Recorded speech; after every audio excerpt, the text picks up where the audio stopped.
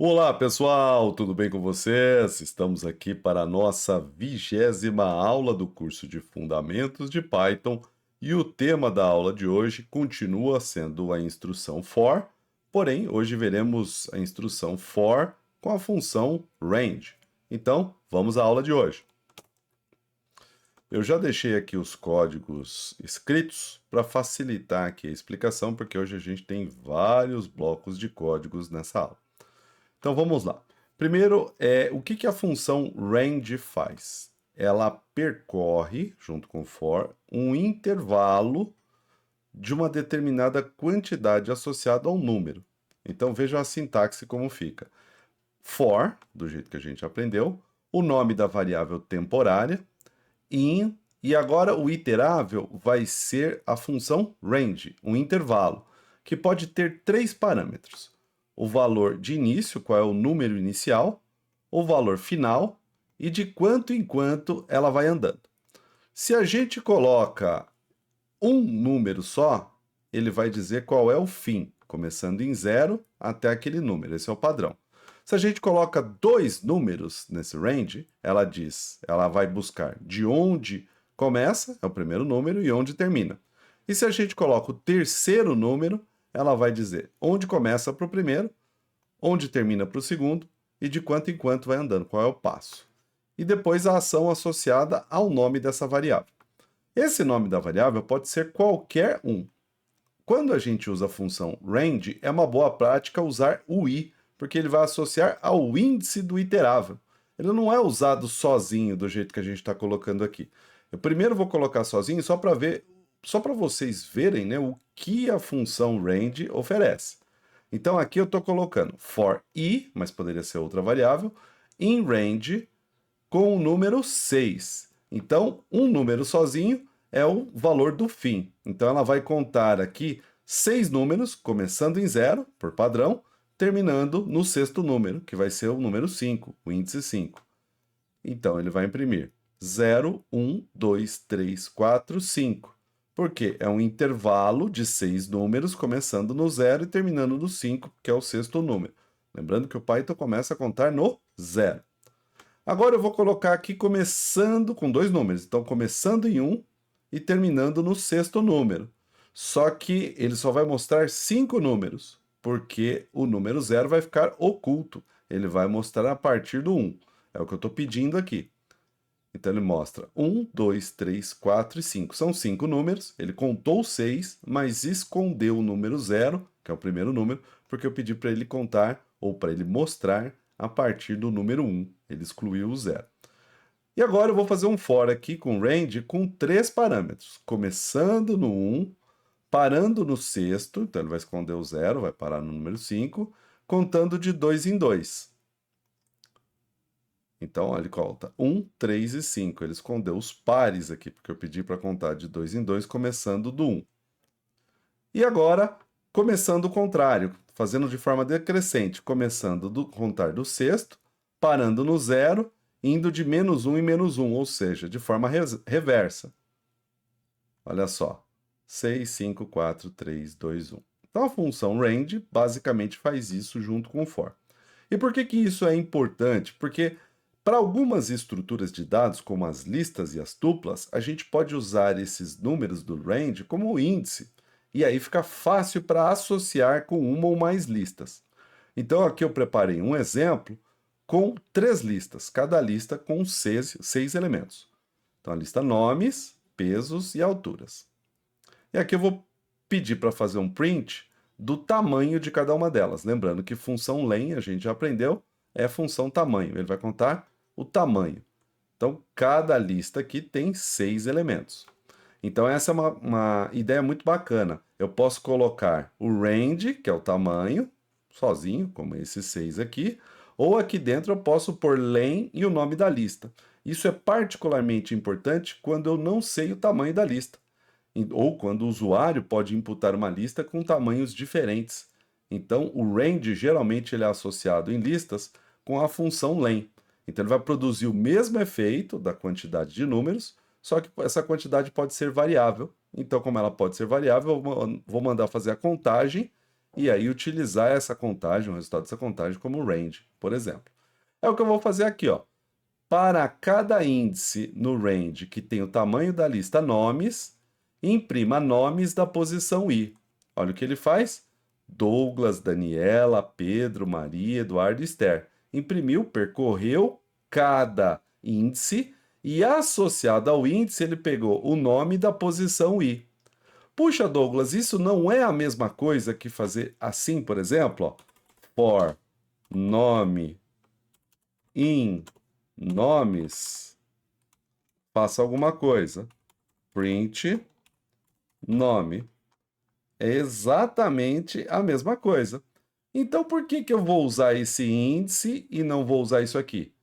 Simples, porque quando eu quero associar um índice a mais de uma lista, eu posso usar esse i para a lista nomes, para a lista idades e alturas, por exemplo. Então, a mesma coisa acontece com os outros aqui, ó. Ele percorre o índice e ele pega o nome da lista e esse índice. Então, ele vai na lista pesos do índice I, que é o 0, pega o 78. Depois, pesos, índice 1, que é o índice I do momento, 30. Pesos, índice I, o próximo, índice 2, ele pega o 91. E assim vai. Isso pode ser especialmente útil quando a gente combina mais de uma lista, como vai acontecer aqui no nosso exemplo daqui a pouquinho. Então, alturas a mesma coisa. E agora eu vou fazer a associação de todas as listas a partir do índice. Então, nós temos 3 listas aqui. Nós temos a lista nomes, pesos e alturas. Com isso, dá para calcular, por exemplo, o IMC.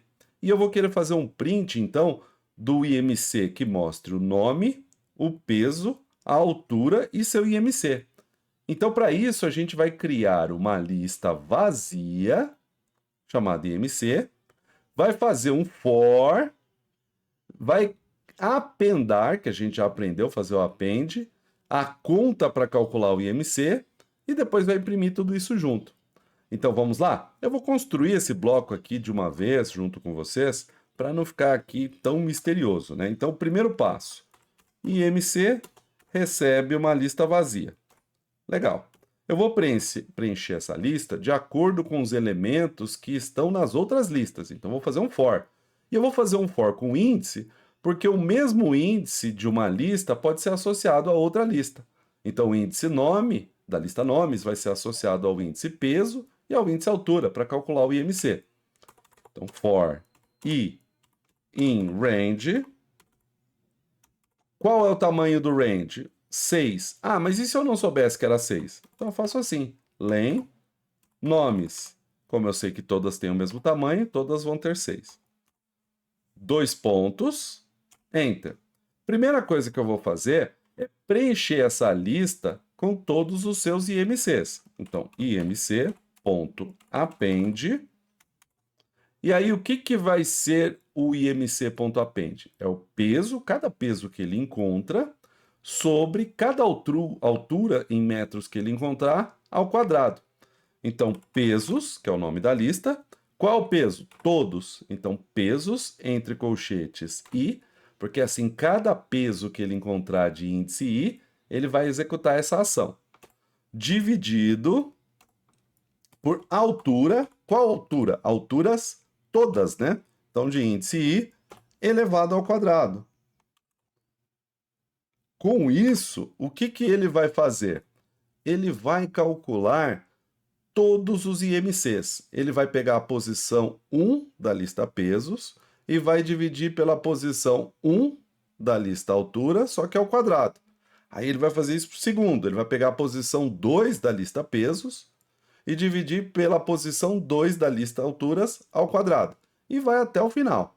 Aliás, ele começa do 0, né? 0, 1, 2, 3, 4 e 5. Ele vai fazer isso 6 vezes e vai appendar na lista IMC, que ao final desse processo vai ter 6 elementos, vai ter 6 IMCs. E agora eu quero fazer um print disso tudo. Então, print o quê? Vou fazer uma f-string porque eu vou combinar texto e variável. Então, o primeiro texto é o nome, entre chaves, nomes. Qual nomes? todos. Então, para cada nome que ele encontrar, nomes da posição I tem. Aqui, fora da chaves. Tem. Aí aqui o peso. Então, pesos. Qual pesos? Todos da posição I em quilos, kg, vírgula. E alturas, vírgula. Alturas todas, alturas da posição I,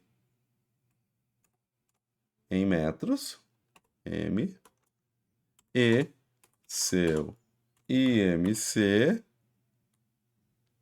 é, entre chaves, a variável IMC que a gente criou. Qual IMC? Todos da posição I. Então, tudo que ele percorrer, ele vai achar e fazer. Só que aqui eu vou fazer com duas casas, 2 pontos, ponto, 2F, senão fica grandão, né? E olha o que ele vai fazer, a mágica acontecendo. Douglas, que é o primeiro nome, da posição 0, do range até 6, tem 78 quilos, 1,85 m de altura e seu MC é tal. Aí ele vai para a posição 1, que vai encontrar a Daniela com nome, 30 para quilos, para pesos, 1,32 para altura, e MC, que já foi criado, 17,22. E assim sucessivamente. Então, o range é um artifício para ser usado com for quando a gente tem várias estruturas iteráveis para percorrer a partir de um mesmo índice. Ele facilita a nossa vida. Quando a gente tem uma lista só, dá para fazer aquele jeito que a gente fez na aula passada. Quando a gente tem várias listas, é mais fácil, é mais prático para o nosso código procurar o índice e mandar ele buscar o elemento a partir desse índice. Facilita muito a nossa vida. Esse código aqui eu vou deixar disponível para vocês treinarem. E nos próximos códigos a gente vai usar bastante. Sempre que a gente for usar um for, na maioria das vezes, a gente vai colocar o range, porque a gente vai trabalhar com várias listas. A gente está chegando perto do momento do nosso curso que vão começar os projetos. Então, sempre eu vou propor alguns projetos, na hora que a gente terminar um bloco de conceitos aqui, isso está próximo, e aí vocês vão ter um tempo para fazer esses projetos, e lá na semana seguinte eu venho e faço a correção desses projetos. E aí vocês vão ver que a gente vai usar bastante, dentre outras estruturas, essa estrutura aqui do for com range. Bom, espero que vocês tenham gostado dessa aula. Um grande abraço e até a próxima. Valeu, pessoal!